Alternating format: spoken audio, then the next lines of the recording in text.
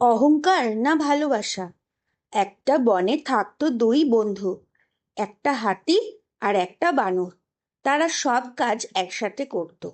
একদিন তারা একটা বড় আম গাছ পেল, ভরা পাকা আম।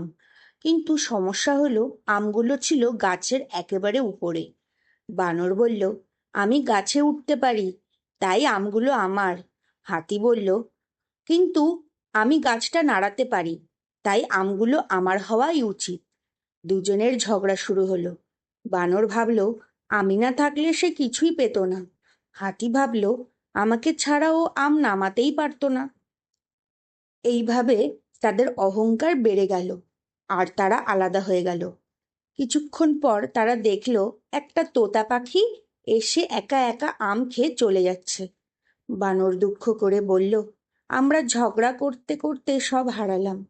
হাতি মাথা নিচু করে বলল, আমরা একসাথে কাজ করলে দুজনেই পেতাম। তখন তারা আবার একসাথে কাজ করার সিদ্ধান্ত নিল। বানর গাছে উঠে আমগুলো ছিঁড়ল, আর হাতি নিচে দাঁড়িয়ে গাছ নেড়ে আরো আম ফেললো। দুজনেই অনেক আম পেল, আর খুশি হয়ে ভাগ করে খেলো। বানর হেসে বলল, এবার তো আমরা দুজনেই জিতলাম। হাতি বলল, হ্যাঁ, ভালোবাসা আর সহযোগিতা থাকলে সবাই জেতে।